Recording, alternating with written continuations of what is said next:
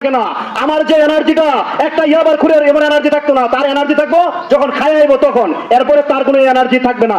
কিন্তু যদি তোমরা ইনকেস একটা বাড়ি দাও বা একটা কোনো কিছু করো, হ্যাঁ যদি মার্ডার হয়ে যায় তখন কিন্তু এই দায়ভারটা কিন্তু কেন নিতে দিবে?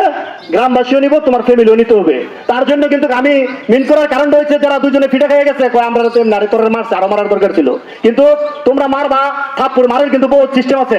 সর থাপ্পুর দিবা ধরার পথে এবং কোনো রক্তাক্ত করবা না, ঠিক আছে? রক্তাক্ত করাটা কিন্তু মানে এটা অন্য একটা ইয়ে জায়গা, এটা তোমাদের নিজেদের প্রবলেম হবে, ঠিক আছে? রক্তাক্ত না করে মানে যেভাবে থারবা সর যার পারো দিবা, যদি কথা না শুনে।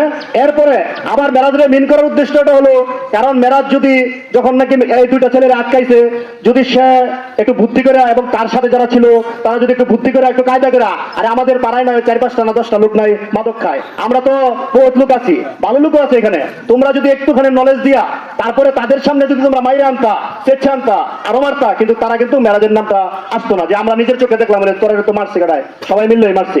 এই কারণে তোমরা আজকের পর থেকে যেই পাড়ায় এই অভিযান করবা, আমাদের মুরব্বীরা একটা কমিটি করে দিবে, সর্বপাড়ার লোক থাকবে, এবং যেই কমিটি করবেন মাদকের অভিযানে এমন পোলাপানগুলো দিবেন যেটি মানে একটু ভদ্র বা মানে উশৃঙ্খল একটু টাইপের কম দিয়েন, কারণ এরা তো মাথা গরম, মানে একজনের বাড়ি দিয়ে মনে হয় মেরে লাগবো। কিন্তু ভালো ছেলে পেলে দেখা সব পাড়াতে মিক্সড একটা গ্রুপ করবেন, কোনো পাড়ার না, গ্রুপ করে একটা অভিযান কমিটি পরিচালনা করবেন, ঠিক আছে? আমি তোমাদের সবার কাছে যারা অভিযানে যাইবা, তোমাদের কাছে আমার একটা অনুরোধ থাকবো, অবশ্যই প্রতি পাড়ার সবার নাম্বার আছে, কেউ না কেউ তোমরা অবগত করবা।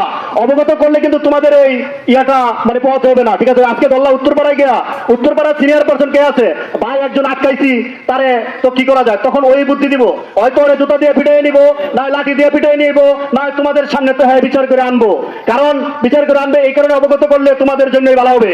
তবে আমি আমার গ্রামের সকল সিনিয়র পার্সন যারা আছেন, আমি বিগত আপনাদের কাছে বিশেষভাবে অনুরোধ থাকবো, কারণ আপনারা যদি দেখা গেছে আমার বংশটা একদম নীরব, আমি একটা নিরহ ফ্যামিলির লোক, নিরহ ছেলে, তাকে আপনারা মানে একটা হেস্তনস্ত করবেন, একজন পয়সাওয়ালার লোক বা একজন হেডেওয়ালার লোক, সে এফেক্টেড কিনা তারা দেখবেন। যদি সে বাবা এফেক্টেড থাকে, ভাববেন যে সে যে ওইদিকে আসছে বা নিয়ে আইছে, হয়তো খাই কিনা। ভালো ছেলেরা কিন্তু আমি বাবা খাই না, আমার কেউ কইলেও এটা বিশ্বাস করবে না। কিন্তু আপনারা কেউ পক্ষপাতিতা করবেন না, গ্রামের এমন একটা বিচক্ষণ এবং একটা সঠিক একটা কমিটি করবেন, এই কমিটিকে জের পোলাই হোক ধরা খাওয়ার সাথে সাথে একজন নিরহ ছেলেটার যে বিচার হবে এবং উপরের পর্যন্ত প্রভাবশালী ছেলের বিচারটা যাতে একই রূপে হয়, তখন আপনারা এই বিচার করে থাকতে হবেন, তখন আপনারা এই মিটিং এই অভিযান সফলতা হবে। আজকে যদি মেয়াজি শফিক মামার ছেলে যদি আজকে ধরা খায়, যদি ইলাইনিয়াস কায়দা কাটায় নিয়ে আমার রিপন নানার ছেলে যদি ধরা খায়, যদি কায়দা করে নিয়ে আসে, আজকে যদি একটা নিরহ ছেলে ধরা খায়, তাহলে যদি বিচার করা হয়, তখন কিন্তু এটা জনগণ মানবে না, সবাই আড়ালে করবো যে দেখো কেমন বিচার করতেছে আর কেমন ইয়াবার